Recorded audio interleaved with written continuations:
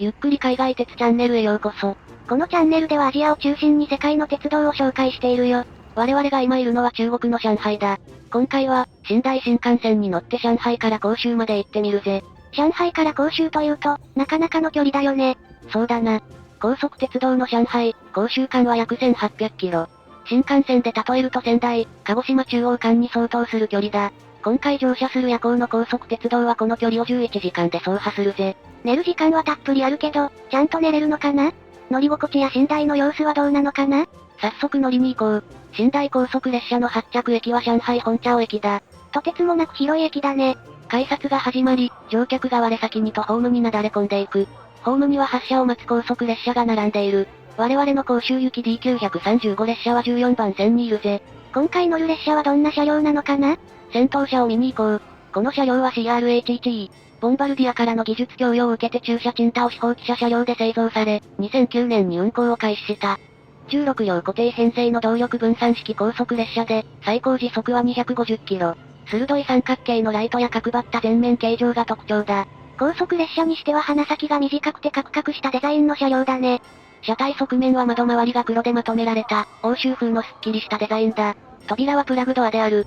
扉上部の行き先表示器は車体から少し飛び出していて、高速列車っぽくない構造だぜ。屋根上のモジュールしか取り付けるスペースがなかったのかな？ちなみに、ボンバルディア系の若い号には CRH1E 型の他にプロトタイプの CRH1A や E657 っぽいデザインの CRH1AA。ボンバルディアからの新たな技術供与を受け最高時速を350キロまで引き上げた進化系、CRH380D などがあるぜ。兄弟の形式がたくさんいるんだね。この世代の外国の技術供与を受けて製造された鉄道車両は若い号の愛称で呼ばれているが、2016年からは中国の標準規格の新世代車両、復興号が登場し数を増やしている。この日の上海本茶駅にも復興号がいた。奥に止まっている CR400AFA は2024年9月に運行を開始したばかりの寝台仕様復興号だ。20時15分発、香港西空論行きの G899 時を担当しているぜ。今回乗車する広州駅の他にも南行きの寝台高速列車があるんだね。そうだぜ。実は、土曜日に上海から広東省方面に向かう寝台高速列車はなんと5本もあるのだ。20時前後には5分おきに次々に寝台高速列車が上海本茶駅を出発するぜ。同じ方面の寝台高速列車が5本とは壮絶な状況だね。車両については香港行きの G899 時は復興号 CR400AFA、それ以外は CRH1E、CRH1E 後期車、または CRH2E が投入されている。この日は1本前の広州方面寝台高速列車、D931 時普通3西行きも CRH1E が投入されていたぜ。我々の列車もそろそろ出発だね。車内に入ってみよう。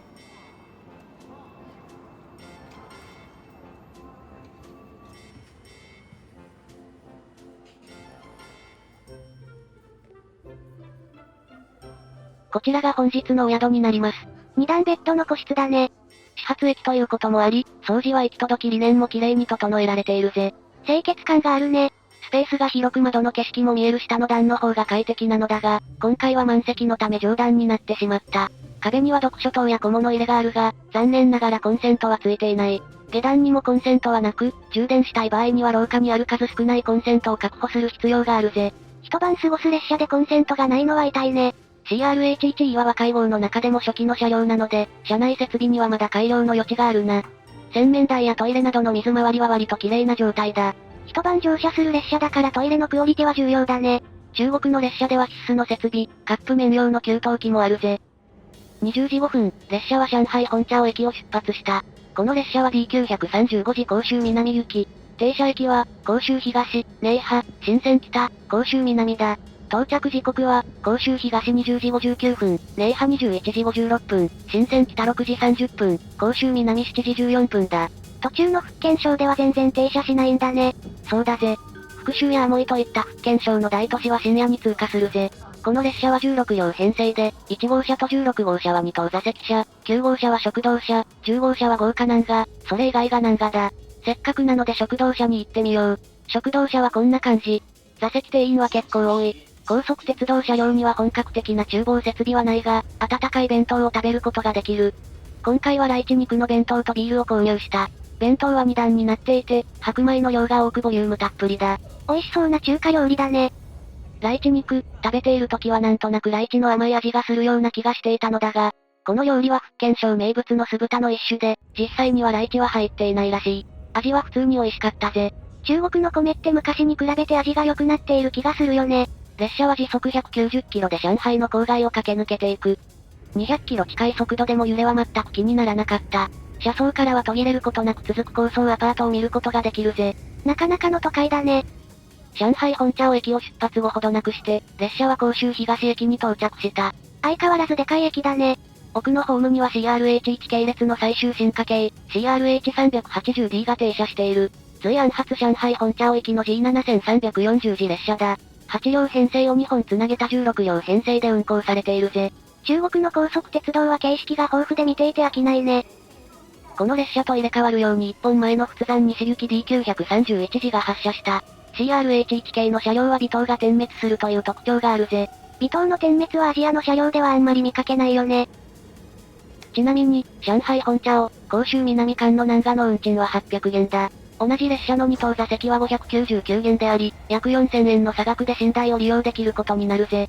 日常の都市間移動で寝台の選択肢があるのは羨ましいね。寝台高速列車の乗車率は高く、常に満席なので、乗車する場合は早めに予約した方が良い。チケットは中国鉄路の公式アプリ12306で購入できるほか、トリップドットコムを使えば日本語で簡単に買えるぜ。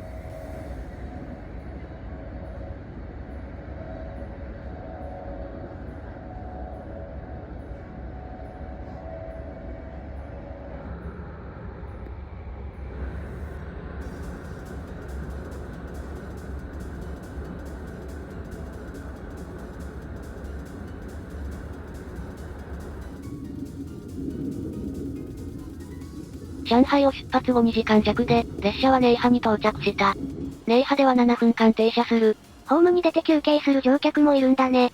中国の高速鉄道は車内が禁煙で、タバコを吸いたい乗客は停車中にホームで吸うことになる。この列車は寧波を出発後は翌朝到着の深センまで停車駅がないので、喫煙者にとってはラストチャンスなんだぜ。